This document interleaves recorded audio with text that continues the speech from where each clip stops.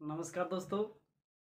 आज से ठीक 95 साल पहले जब भारत देश हमारा ब्रिटिश राज हुआ करता था, तब हमारे देश में एक शिक्षा का बोर्ड बनाया गया जिसे उत्तर प्रदेश हाई स्कूल एवं इंटरमीडिएट बोर्ड के नाम से जाना जाता था, जो 2 जुलाई 1929 को जिसे केंद्रीय माध्यमिक शिक्षा बोर्ड का नाम दिया गया, जिसे आज हम इंग्लिश में CBSE के नाम से जानते हैं। दोस्तों, CBSE का बोर्ड इसलिए स्थापित किया गया था, CBSE का बोर्ड इसलिए बनाया गया था ताकि पूरे देश में समान रूप से शिक्षा का जो स्तर है वो बेहतर किया जा सके, अच्छे लेवल पे शिक्षा दी जा सके, छात्रों युवाओं को नए नए अवसर नए नए स्किल सिखाया जा सके। लेकिन जिस भरोसे ये शिक्षा का बोर्ड बनाया गया था उस पे ये पूरी तरीके से खरा नहीं उतर पाया, और आज की डेट में अगर देखें तो ये बोर्ड पूरी संस्था बनकर रह गया है। दोस्तों, पूरे भारत में इस बोर्ड के कुछ नामी ग्रामी स्कूल ही हैं जो जिनकी संख्या कुछ हज़ारों में है, बाकी हमारे देश में लाखों ऐसे स्कूल हैं जो राज्य स्तर पे अपने बोर्ड बनाए हुए हैं और अपने राज्य स्तर के बोर्ड से ही संचालित किए जाते हैं। दोस्तों, यदि मैं उत्तर प्रदेश की बात करता हूं, जो कि देश में सबसे बड़ा राज्य है, कुल 1,58,00,000 सरकारी स्कूल और सेकेंडरी स्कूल हैं जो सरकार की सहायता से अनुदान से चलते हैं, जिनमें बच्चे कम और सुविधाएं ज़्यादा हैं। सुविधाओं का मतलब मेरा ये मतलब है कि वहाँ बच्चे कम हैं। दोस्तों, सुविधाओं की बात करें तो उत्तर प्रदेश सरकार ने लगभग 500 करोड़ का यहाँ पे बजट पेश किया ताकि जो छात्र हैं उनको एक बेहतर शिक्षा दी जा सके।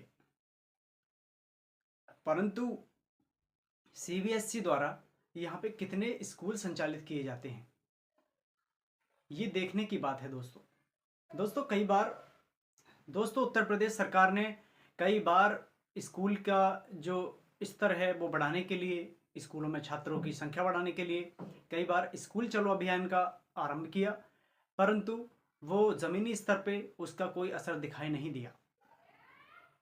और अगर हम बात कर लेते हैं कि वहाँ पे क्या क्या सुविधाएं दी जाती हैं, तो दोस्तों सरकारी जो माध्यमिक स्कूल होते हैं, जो पहली क्लास से 5वीं तक और 8वीं तक जो स्कूल होते हैं, उनमें आपका ड्रेस और शूज़ और बुक्स और ये आपका बैग्स वगैरह ये सब कुछ फ्री दिया जाता है, और साथ में ही खाना जो दोपहर का भोजन होता है उसकी भी व्यवस्था सरकार ने की हुई है। तो दोस्तों, इतनी व्यवस्था होने के बावजूद भी जो भारत की शिक्षा है, जो उत्तर प्रदेश की शिक्षा है, वो लगातार उसका जो स्तर है वो लगातार गिरता जा रहा है, डाउन टू अर्थ होता जा रहा है। इसका कारण क्या है? कौन है इसका जिम्मेदार? क्या सरकार जिम्मेदार है, या जो अध्यापक हैं या जो शिक्षकों का स्टाफ है वो जिम्मेदार है, या जो प्रशासनिक अधिकारी हैं वो जिम्मेदार हैं? इन सारे पहलुओं पर हम बात करते हैं।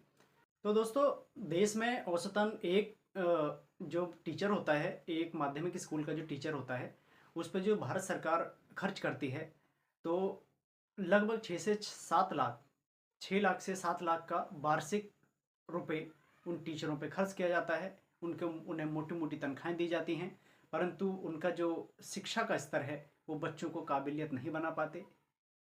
क्या कमी रह गई है? आखिर कहाँ सुविधाओं की कमी है, कहाँ मैनेजमेंट की कमी है? उन चीज़ों पे कोई बात नहीं करना चाहता। तो आज शिक्षक दिवस के मौके पे हमें ये ज़रूरत महसूस हुई कि आज हम ये जो जानकारी है जो ज़्यादा से ज़्यादा छात्रों को पहुंचाएं, और आपकी शिक्षक के बारे में और स्कूल के बारे में, और देश में हमारे जो स्कूल हैं, जो भारत के स्कूल हैं, जो सरकारी स्कूल हैं, उनकी रैंकिंग क्या है, उत्तर प्रदेश की स्कूलों की रैंकिंग क्या है, ये सभी जानकारी आपको पता होना चाहिए। दोस्तों, अगर मैं एक CBSE पैटर्न और एक माध्यमिक स्कूल जो सरकारी माध्यमिक स्कूल होते हैं उनके कंपैरिजन करूं, तो दोस्तों वहाँ पे आप एक हैरानी वाला आंकड़ा पाएंगे।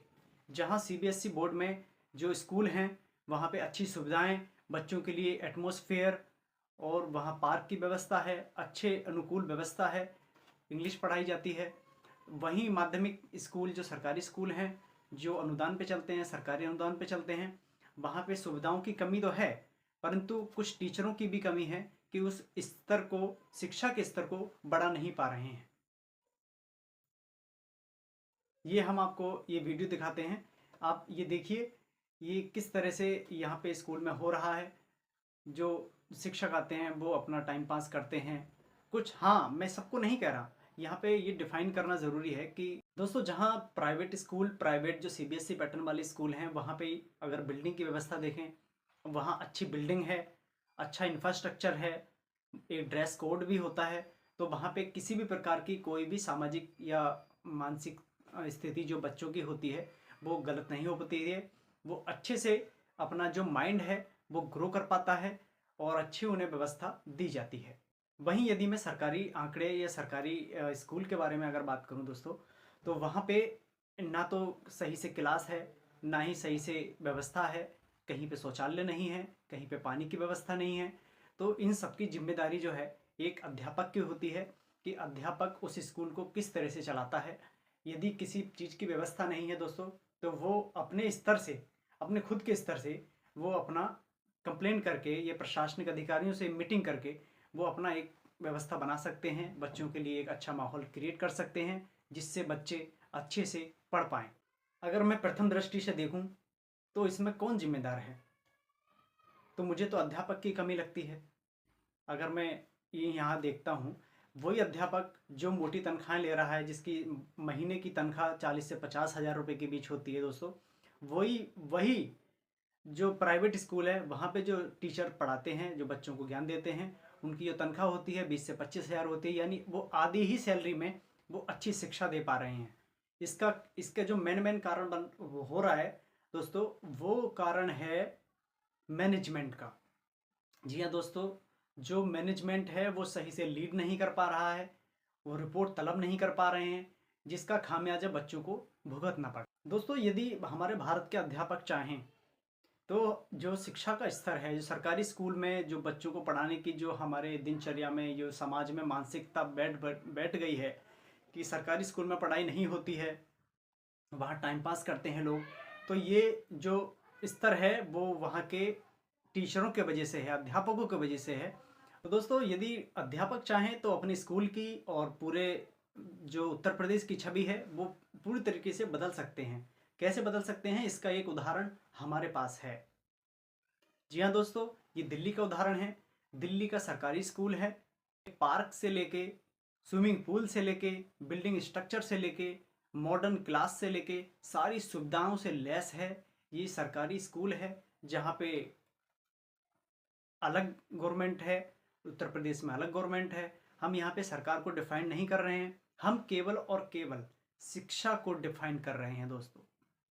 कहाँ पे बेहतर शिक्षा है, सरकारी स्कूलों में बच्चों की तादाद कितनी ज़्यादा है, इन सारे पहलुओं पे हम बात कर रहे हैं।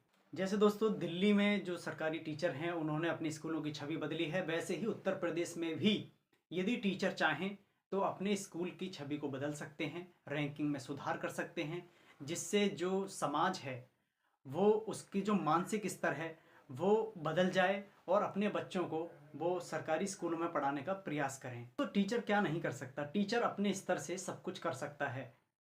अगर वो एक बार लिख के कंप्लेन कर दे, किसी प्रशासनिक अधिकारी को लिख के दे दे कि साहब मेरे स्कूल में ये कमी है, ये इसको दुरुस्त किया जाए, तो क्यों नहीं हो सकता। आखिर सरकार भी चाहती है कि शिक्षा का स्तर बढ़े, लोग बाहर से यहाँ हमारे प्रदेश में पढ़ने आए और हमारी जो रैंकिंग है वो विश्व में ऊपर जाए। वो शिक्षक अगर चाहे तो इंडिविजुअली अपने स्तर से कोई भी एक इनिशिएटिव शुरू कर सकते हैं, जिससे बच्चों में पढ़ने का हौसला जगे, उन नई क्रिएटिविटी जगे और बच्चों की जो समझ है वो बढ़ जाए। दोस्तों हर शिक्षक ये कर सकता है।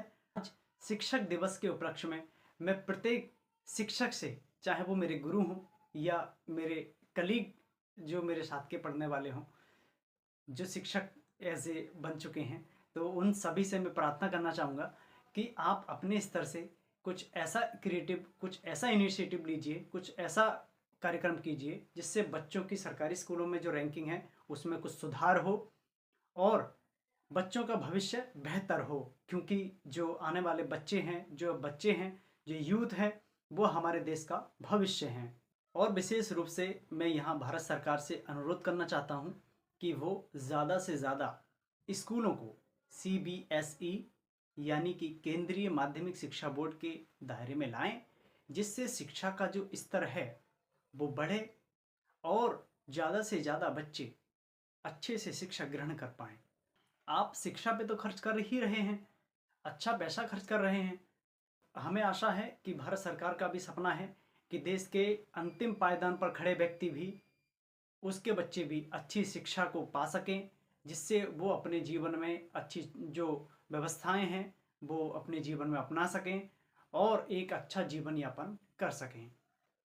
और मैं एक प्रार्थना करता हूँ कि भारत सरकार व प्रदेश सरकार इस योजना को, जो शिक्षा का स्तर है या कुछ नया कार्यक्रम है, इन चीज़ों को बढ़ाने के लिए, शिक्षा की रैंकिंग बढ़ाने के लिए एक बार ज़रूर प्रयास करें। और हमें आशा है कि हर नागरिक इस योजना का साथ देगा, उस सरकार का साथ देगा।